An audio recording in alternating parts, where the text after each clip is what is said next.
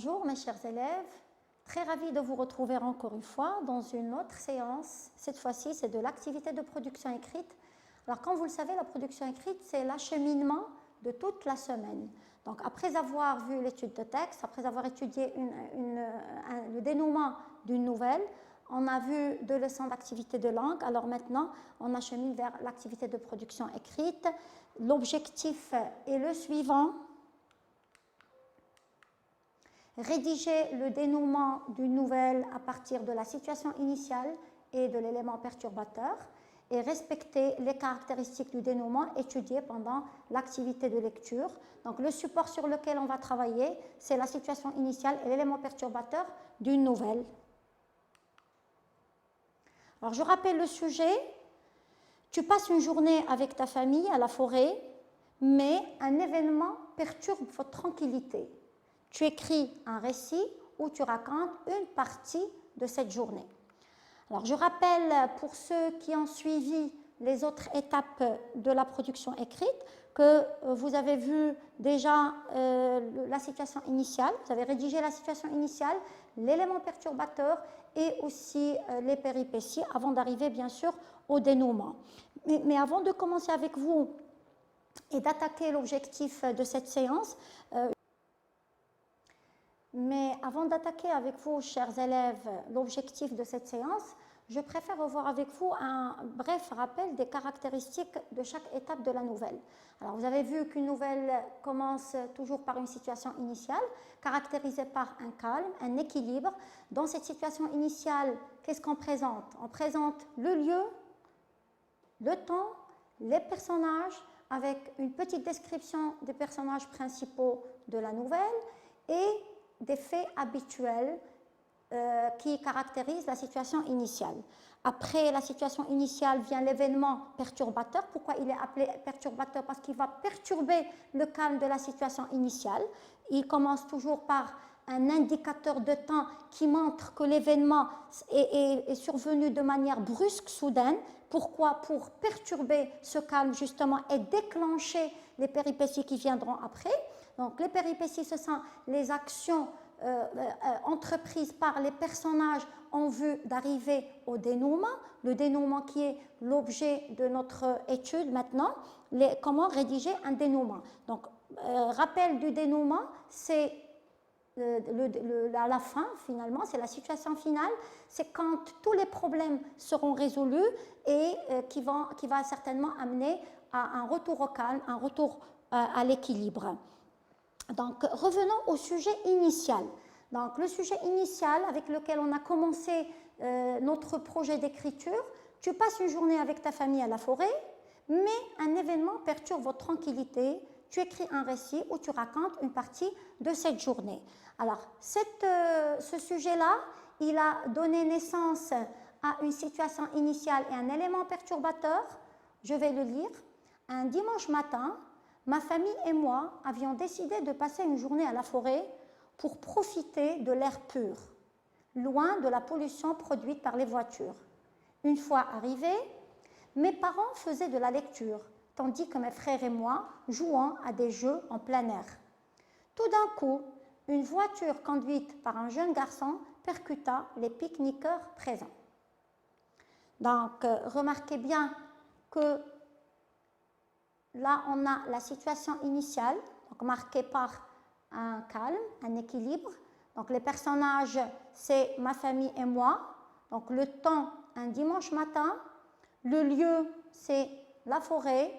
Le but de la sortie, donc rappelez-vous qu'on a vu l'expression du but. Donc, le but, c'est de profiter de l'air pur et de s'éloigner de la pollution produite par les voitures.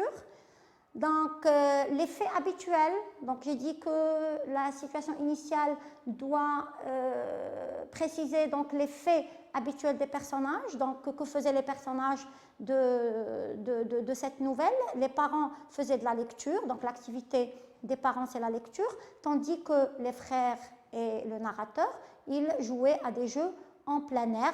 Donc là, je rappelle, voilà, tandis que c'est une expression d'opposition. Donc, je vous rappelle que tandis que et alors que exprime l'opposition comme on l'a vu dans la séance dernière. Alors après, vient l'élément perturbateur. Donc voilà, tout d'un coup, donc il commence par un indicateur de temps qui montre que l'événement s'est passé de manière brusque, soudaine. Il a perturbé tout ce calme qui est vécu par les personnages dans la forêt, la tranquillité des personnages.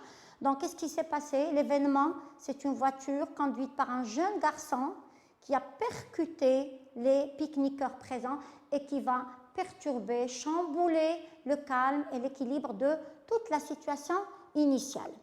Alors maintenant, la consigne. Donc, avant de passer à la production, la consigne de cette séance, c'est quoi? Comment rédiger, donc à partir de cette situation initiale, vous êtes appelés à rédiger le dénouement et la situation finale. Alors, rappelons d'abord les caractéristiques de cette situation finale précédée par le dénouement. Donc, on a dit que la première caractéristique, c'est qu'il faut penser à une chute.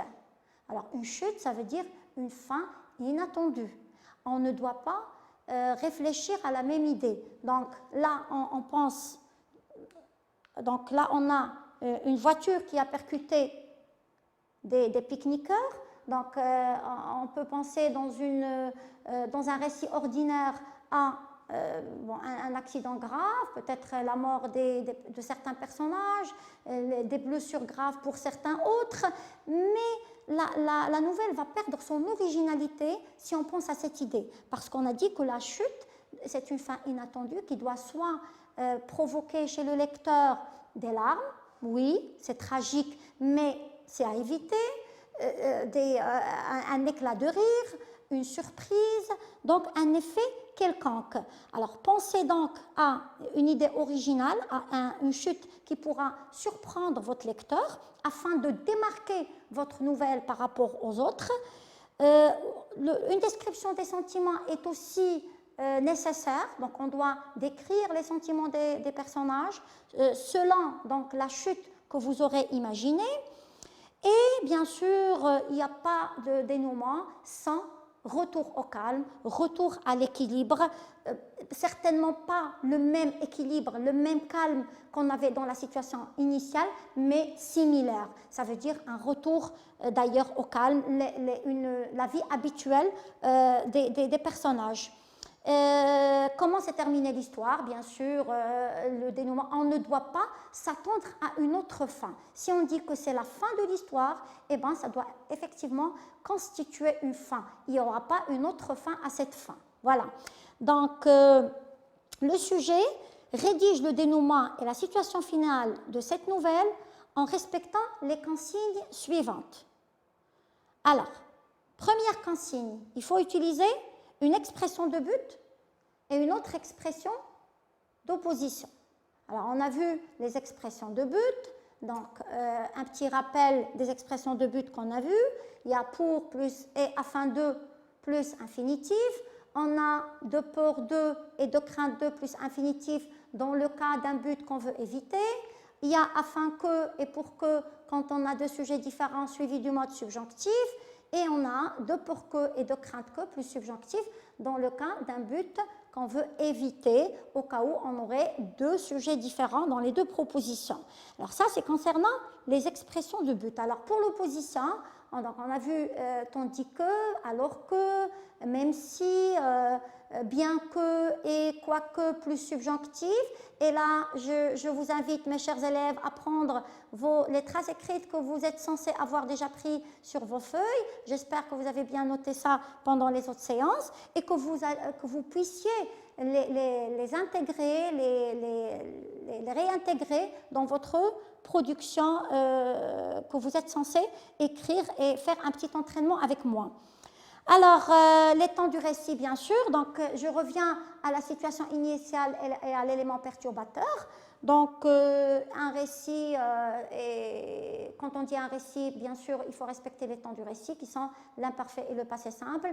Donc, les valeurs de l'imparfait et du passé simple, vous les avez vues dans une séance précédente. Donc, l'imparfait, on l'utilise lorsqu'on a des actions non limitées dont on ne connaît ni le début ni la fin, dans des actions habituelles et répétées et aussi pour des actions simultanées, ça veut dire qu'ils se passent en même temps.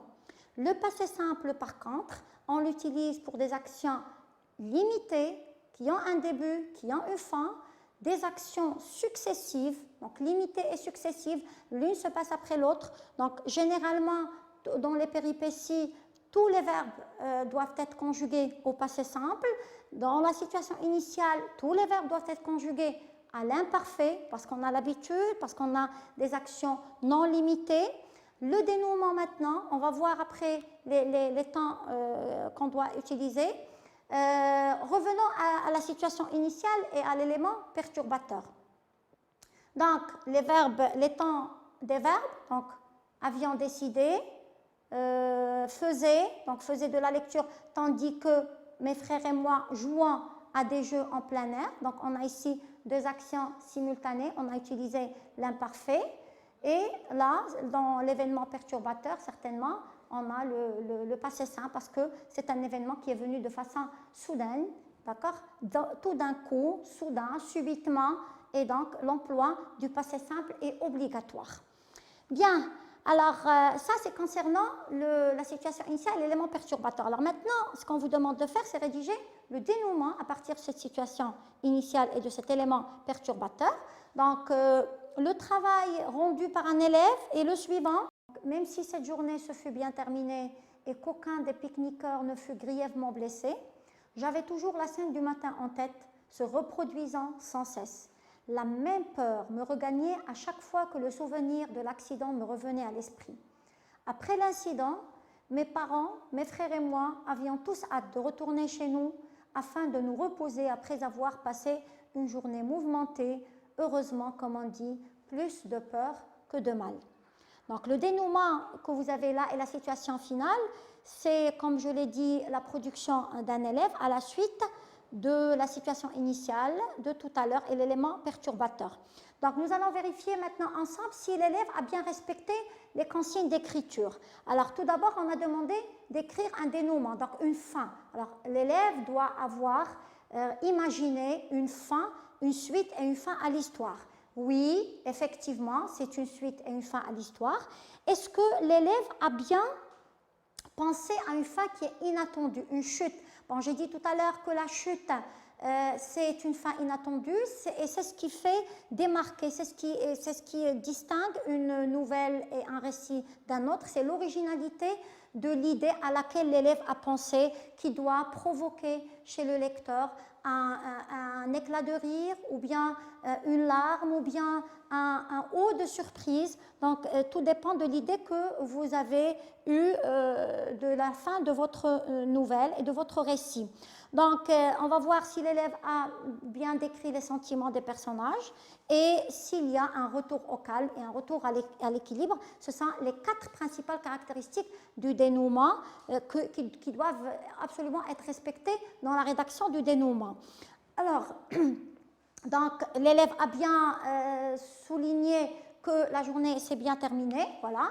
Donc même si cette journée se fut bien terminée, il n'y avait eu aucun blessé grave, donc d'après l'élève, d'après sa production. Donc c'est une chute effectivement parce qu'au moment où tout le monde s'attendait à ce que les dégâts soient immenses, matériels ou humains, l'élève a pensé à dédramatiser la situation.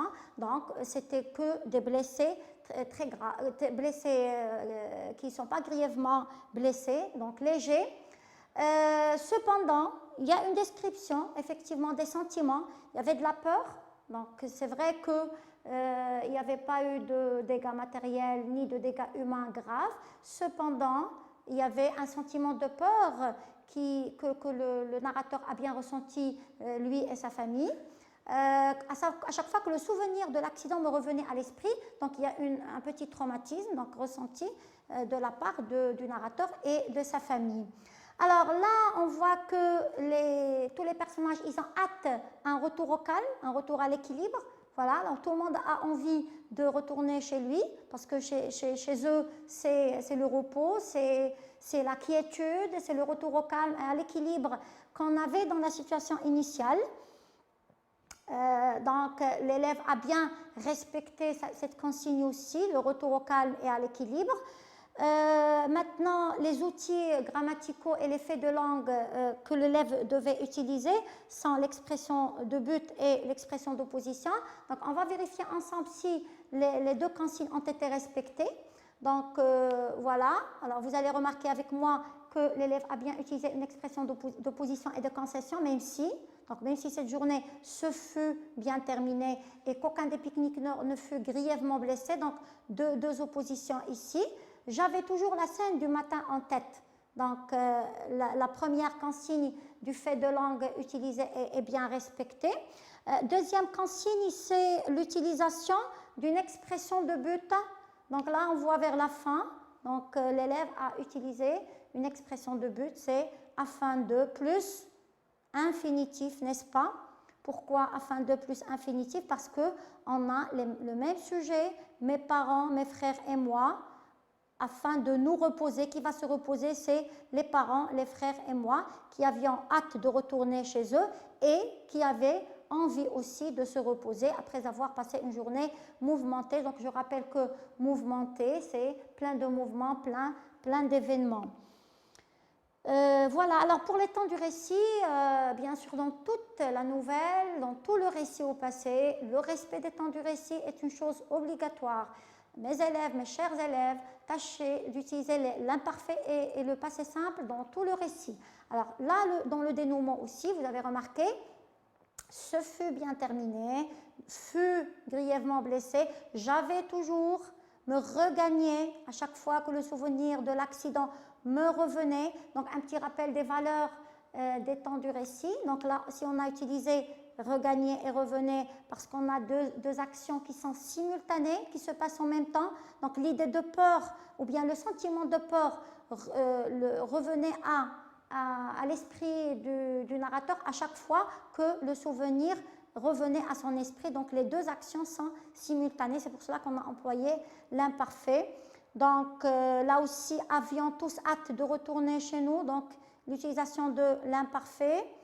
Et voilà, donc ce fut aussi, c'est le passé simple, d'accord? Donc tâchez d'utiliser donc le temps du récit dans toute votre nouvelle. Alors après avoir rédigé votre dénouement, je vous conseille de passer à une auto-évaluation. Et là, ça dépend des consignes qui ont été posées par votre professeur. Il faut absolument à la fin que vous vous évaluez, que vous vous auto-évaluez vous-même en mettant les consignes de côté et en répondant. Est-ce que j'ai fait ceci ou cela?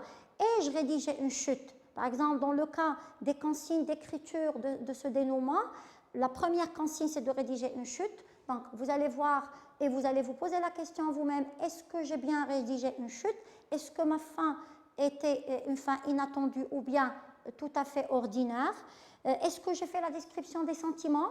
Sinon, je dois l'introduire parce que c'est un critère d'évaluation, parce que c'est une consigne à respecter. Et donc, je dois introduire la description des sentiments. Est-ce que j'ai utilisé une expression de but et d'opposition? Sinon, je dois l'introduire dans ma rédaction. Et tout cela, c'est pour, bien sûr, avoir respecté toutes les consignes d'écriture.